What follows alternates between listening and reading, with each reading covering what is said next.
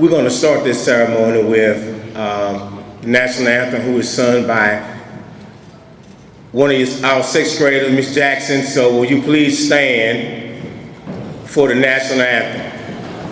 Oh, say, can you see by the dawn's early light what so proudly we hailed at the twilight's last gleaming, whose broad stripes and bright stars through the perilous fight o'er the ramparts we watched, were so gallantly streaming, and the rockets' red glare, the bombs bursting in air, gave proof through the night that our flag was still there. Oh, say, does that star-spangled banner yet wave o'er the land of the free and the home of the brave?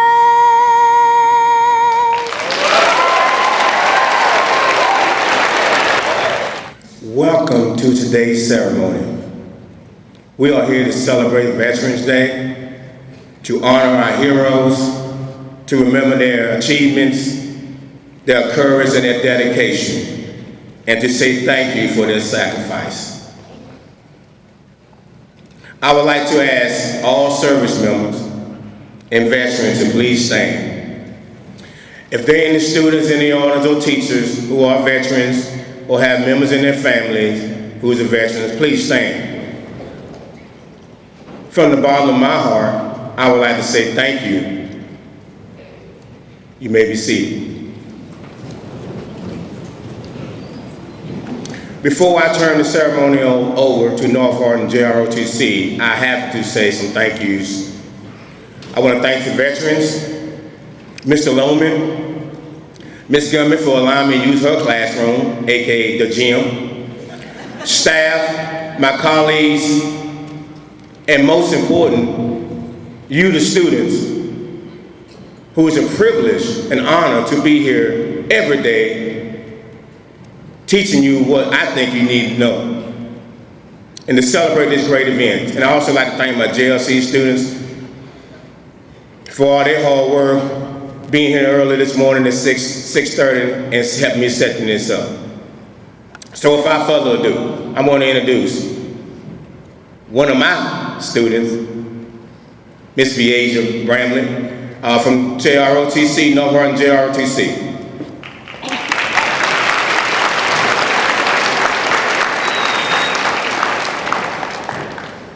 Ladies and gentlemen, honored guests, the North Hardin High School Army Junior ROTC Honor Guard will now present the POW MIA Missing Man Ceremony. Having given the privilege and honor of introducing and acknowledging this table.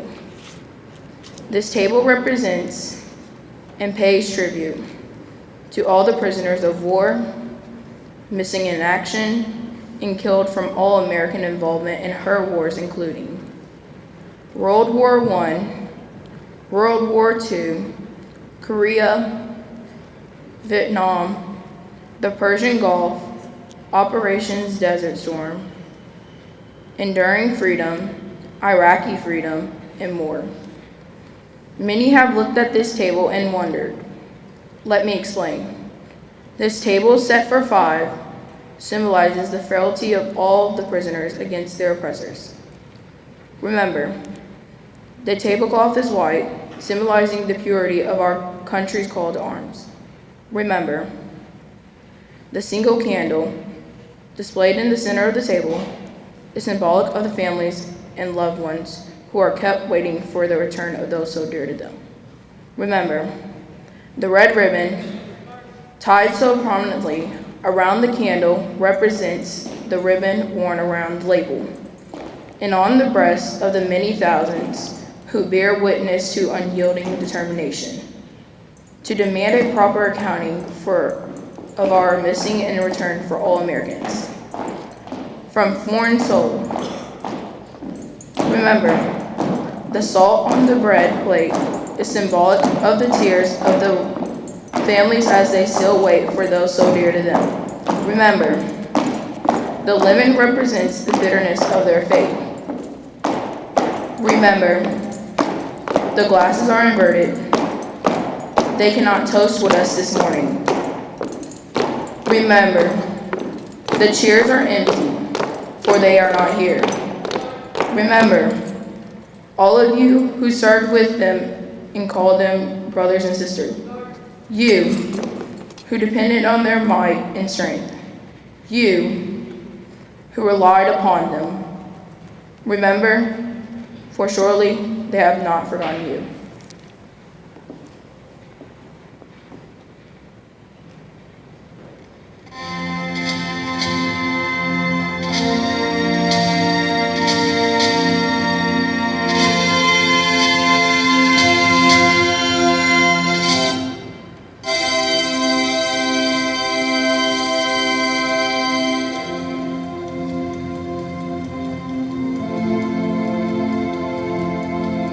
The story must be told of valor and bold.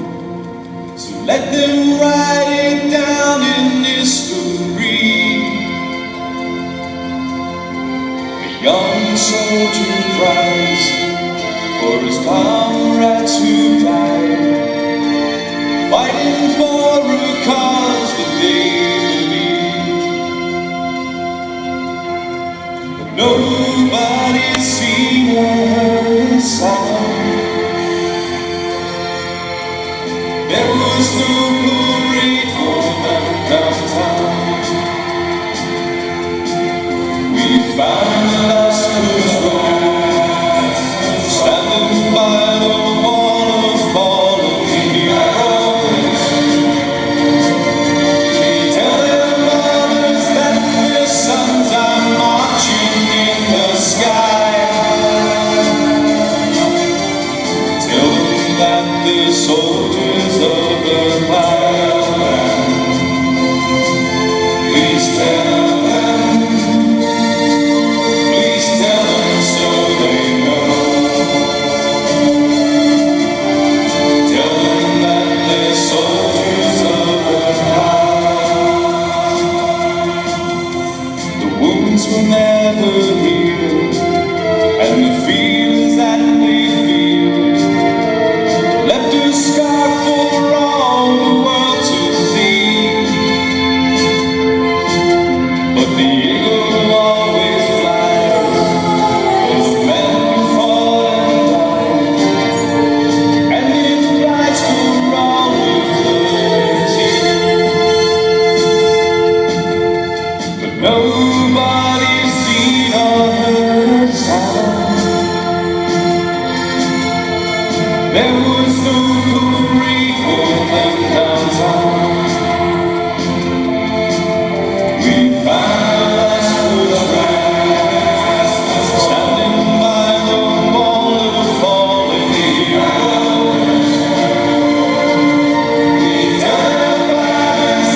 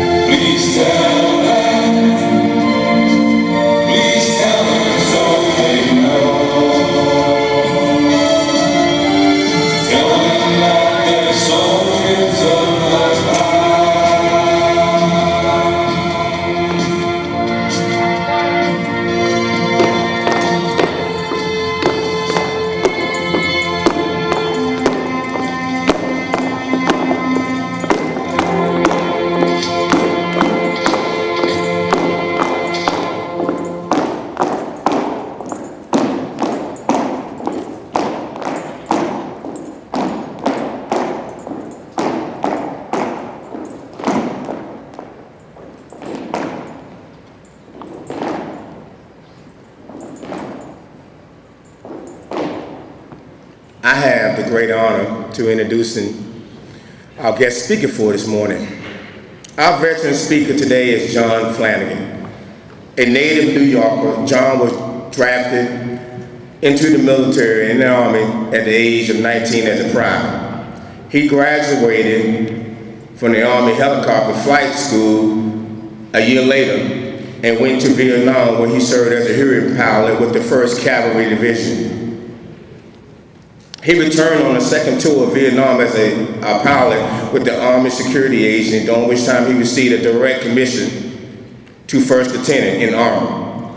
He retired from the Army as a major at the age of 39. His decorations include 2 awards of the Distinguished Flying Cross, 2 awards of the Bronze Star, 54 awards of the Air Medal, 1,300 combat flying hours, and the Purple Heart, among others. John has earned an Associate in Art and a Bachelor in Sociology. After retiring, his second career as a defense contractor in training and simulation arena took him around the world accumulating as the Chief Executive Officer of small operations and assessed sales of $13 million. John co-founded the Radcliffe Small Business Alliance and is active in organizations including the Optimist Club, the Masonry Organization, AUSA, and many others. John is also a strong supporter of JLC, and he's married to Anna for 49 years, 2 children, and 2 grandkids. So let's give Mr. John Flanagan a big Spartan welcome.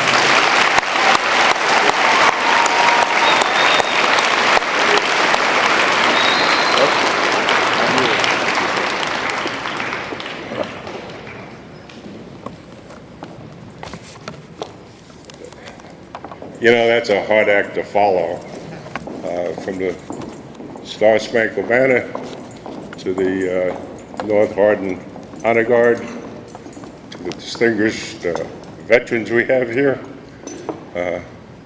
It's really a great honor to be here. I'm wishing you each a good Veterans Day. You know, when Mr. Gibbs called me and asked me to come talk to you all on Veterans Day, it reminded me of my first talk on Veterans Day to a school. My daughter Kelly is an assistant teacher up in St. Patrick, a school up in Louisville, in kindergarten. And she called me up and said, "Dad, would you come up and talk to the kindergarten class about Veterans Day?" Well, this is my daughter. Of course I'm going to say, "Sure, hon, I can do that." So I go up to St. Patrick, and I expect to have Kelly's class of about 26, 28 little kids. Well, it was all of the kindergartens. So I end up in this room with about 70-something kindergarten kids sitting on the floor all around me. I go, "Okay, what are we going to do now, Flanagan?" So I said, "Okay, I know. Who knows what a vet is?" And man, hands shot up all over the place. Well, there's a little girl down here, just, I know. So I said, "Yes, what's a vet?" She said, "A vet is someone I take my dog to when they're sick." Well, she's right. And I said, "Okay." I went on to explain to her that there are other vets, and of course that's a veterinarian. But I'm a veteran. And I'm a veteran because I served in the military service of the U.S. Now, the word veteran comes from an old English language, meaning old, experienced soldier. I am a soldier. I'm experienced. Yeah, and I'm old. So I guess I fit that definition pretty well. But you know, over the years, the term veteran has been used and applied to other professions as well. Have you ever heard people talking about the veteran teacher? You know, meaning those old teachers.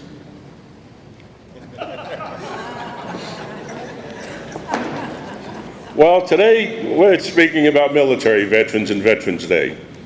Oh, and those of you who will become English teachers of the future, Veterans Day does not have an apostrophe. It's not veteran apostrophe S, it's not veterans apostrophe day, it's just Veterans Day. So, okay, if you're ever on Jeopardy and they ask you that, you'll be ready. Now, Veterans Day is celebrated on November 11th each year, and it was originally called Armistice Day. We all know what armistice means. Armistice refers to an agreement by opposing sides in a war to stop fighting for a period of time. Back in the Civil War, they'd call an armistice for 24 hours or 36 hours, where both sides were able to go onto the battlefield and bring back their dead and their wounded.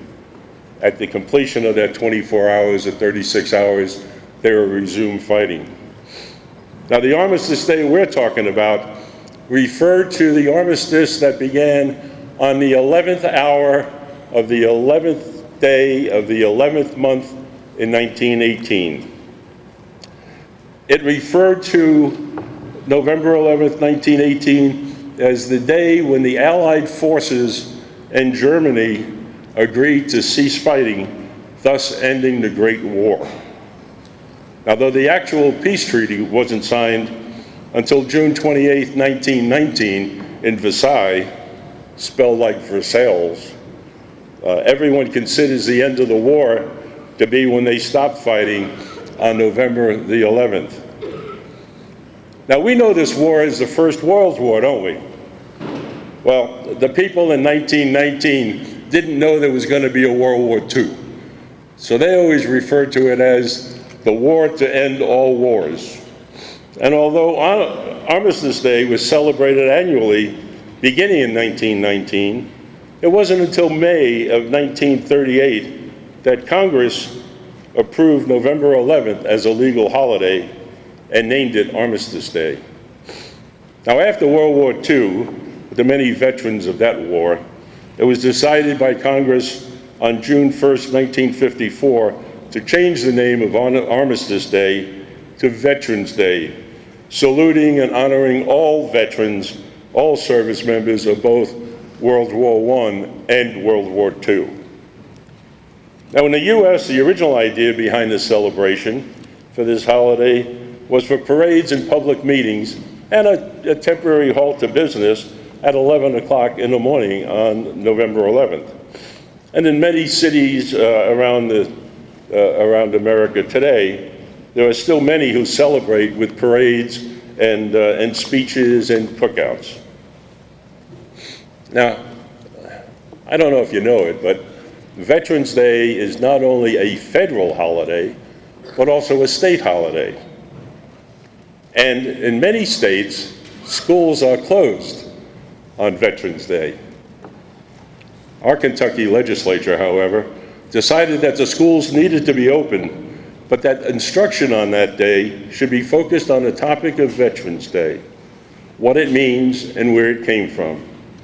That's why you are in school today on this federal and state holiday, and I'm here talking to you about Veterans Day.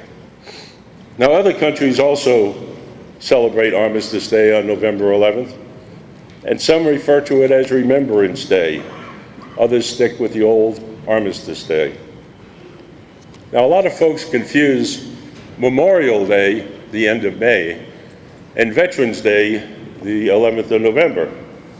The way to keep it separated is that Memorial Day is where we remember those who died in the service of their country, or service people who died, particularly as a result of war. Where Veterans Day honors all of the veterans, both during peacetime and wartime. Now, Veterans Day is to acknowledge and give thanks primarily to all those who served in the military. Now, Congress tried to move Veterans Day off of November the 11th. They wanted to move it to Monday, so this way everybody would have a 3-day weekend. And they passed the legislation, they did that. And then the public joined behind the Veterans of Foreign War, the American Legion, and other veterans organizations and convince them, I guess maybe because Election Day was coming up, but they convinced them to change it back to the 11th day of the 11th month. And that's where we celebrate it now. So that's why we have a Veterans Day. That's how it began. That's why we're in school and not in a parade or at a picnic. So what, you ask? What's it mean to me? What's it mean to you? Well, many of you, as we saw earlier, are sons and daughters and relatives of veterans. Probably 97%. So with the cameras, we can go ahead and check, do a fact check on it later if we have to do that. But it means that we need to stop on Veterans Day and think about what we have in our daily lives that we can thank the veterans of this country for. And we can thank them for the sacrifices and willingness to give up years of their lives. Years of their lives where they were risking their lives for you. Years when they were away from their families. Years when they were doing things, preparing to go to war to protect our freedom and our life. Today is a day when we reflect on those who sacrificed for us and to thank them. And what's the bottom line I want you to remember from this short talk? What does it mean to me? What should it mean to you? How about we show a little respect for these vets? How about we say thanks to them? How do we do that? How do we do that? Well, when we see somebody at Walmart or down at the ball field or at Blazers or McDonald's, and we see a hat on their head, take a look and look at it. Now, if it's World War II, you're going to have to speak real loud. Really loud, okay? All right. And if we see somebody with a Desert Storm or Iraqi Freedom or an active, U.S. Army on it, tell them thank you. If you see them with a Vietnam hat, tell them welcome home.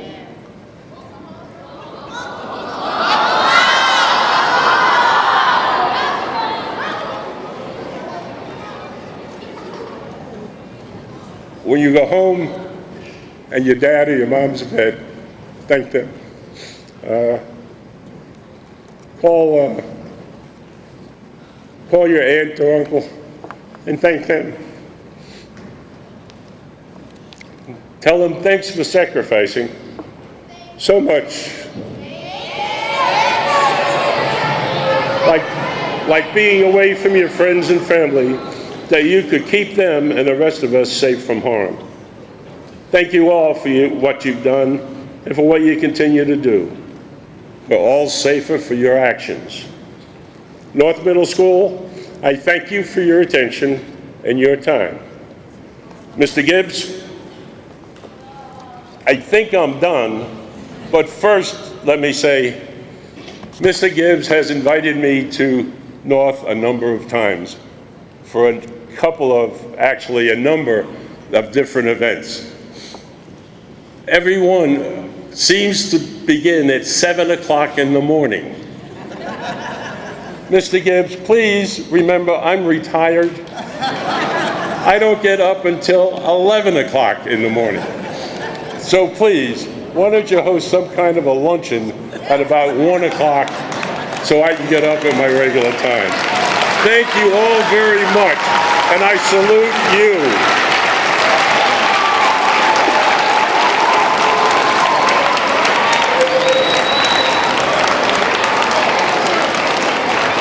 I would like to thank the students for paying attention, and I hope that you learned something about Veterans Day. I want you to know how much work Mr. Gibbs puts in to this presentation. He had a lot of help. But he was the man in control of all of this, and he did a lot of work to get the setup. I want to thank North Hardin ROTC. They were outstanding as usual.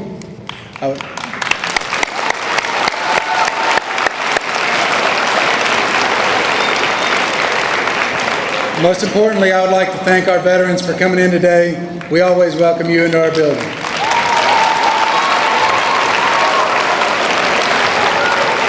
I would like for everyone to stand and give Mr. Gibbs and our veterans a standing ovation, and Mr. Flanagan.